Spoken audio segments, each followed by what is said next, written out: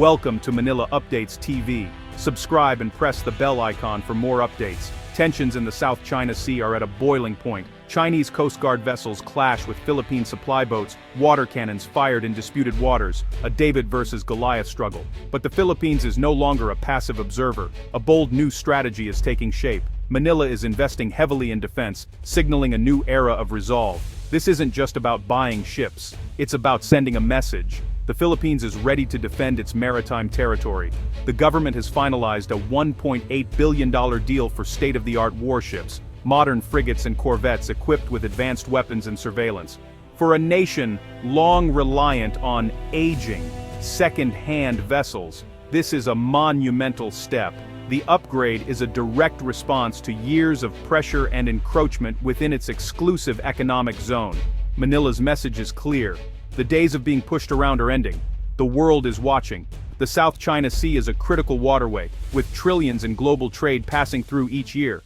The strategic implications of this modernization are immense, potentially shifting the balance of power in a region fraught with rivalries. Allies like the United States, Japan, and Australia see this as a positive step toward a more secure Indo-Pacific. The new ships are more than hardware. They're symbols of sovereignty and resilience. For Filipinos who've watched foreign vessels dominate their fishing grounds, this move offers hope. It signals that the government is finally taking action to protect livelihoods and national heritage. The journey ahead will be challenging, but the first decisive step has been taken. The Philippines is charting a new course, one defined by strength, deterrence, and commitment to its maritime future. This is a story of a nation reclaiming its destiny at sea. The atmosphere in Manila is one of cautious optimism and national pride. The world is watching as the Philippines steps up to defend its rights. The new naval dawn has arrived. The South China Sea has always been more than water. It's a crossroads of civilizations and a vital artery for global trade. Empires have risen and fallen over these sea lanes, and today, nearly a third of global maritime trade passes through. The seabed holds vast, untapped reserves of oil and gas, making the region a focal point for competition.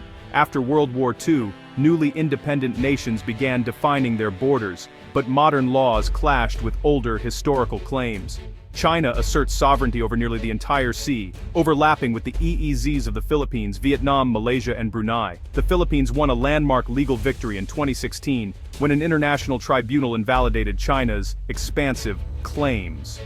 Yet, Beijing has ignored the ruling, continuing to build artificial islands and harass other claimant states. The Philippines and its neighbors are forced to find new ways to assert their rights against overwhelming power. The South China Sea remains a flashpoint where history and modern geopolitics collide. The stakes are high, and the contest is far from over. The struggle for control continues.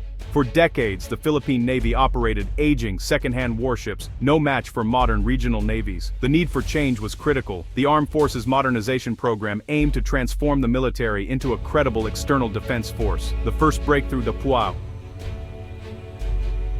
Two Jose Rizal-class frigates from South Korea, commissioned in 2020 and 2021, armed with modern missiles and sensors. Building on that, the Philippines signed a $1.8 billion deal for two larger, more advanced frigates and 6 offshore patrol vessels. These new ships bring superior anti-air, anti-surface, and anti-submarine capabilities, and allow for persistent patrols across the West Philippine Sea. The contracts include technology transfer and training, building local capacity for maintenance and future shipbuilding. This is about more than hardware. It's about self-reliance and a sustainable, independent naval force. The modernization program invests in both steel and skills, laying the groundwork for generations to come. The Philippine Navy is finally stepping into the modern era. The new frigates fundamentally transformed the Philippine Navy's reach and power. Old ships were slow and vulnerable. The new ones are fast, long-range, and packed with advanced technology. Armed with surface-to-surface and surface-to-air missiles, they provide credible deterrence for the first time. Sophisticated sonar and torpedoes allow them to hunt submarines, while advanced radar tracks hundreds of contacts at once. Helicopter decks extend their surveillance and response range. These ships are not just for combat. They're tools for maritime domain awareness, law enforcement, and disaster response. Interoperability with allies is built in, using NATO standard systems for seamless joint operations.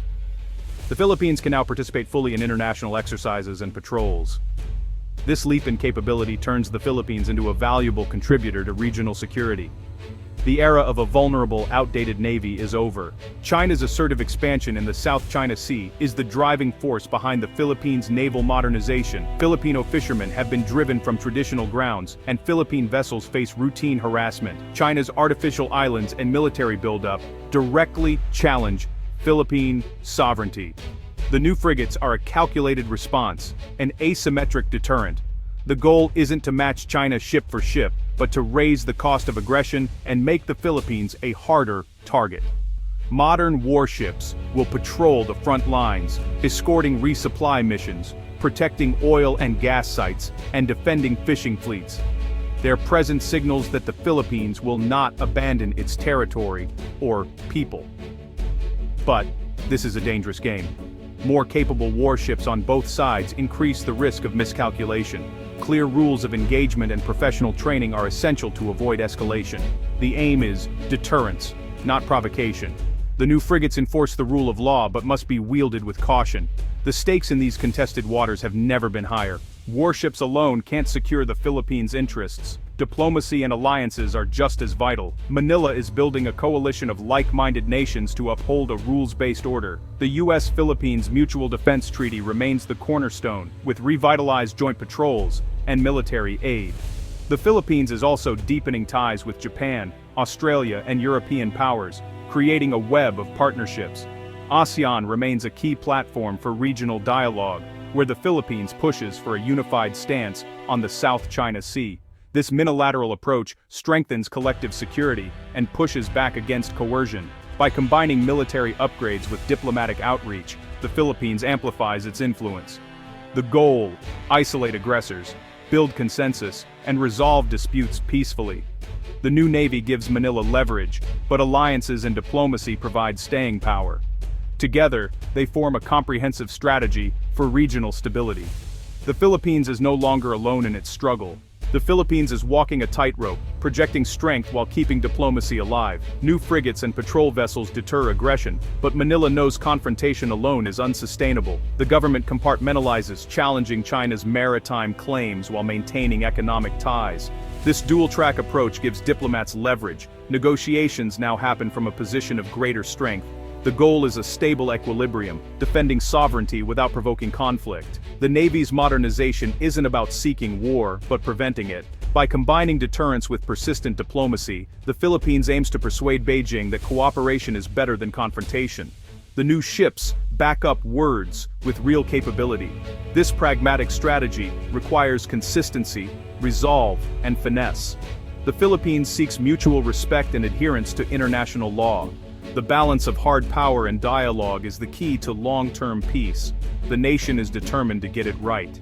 Modern warships are transforming the Philippines from a security consumer to a security provider. Its voice now carries more weight in regional forums and international summits. The Navy's new capabilities allow for participation in high-end exercises with the world's top navies.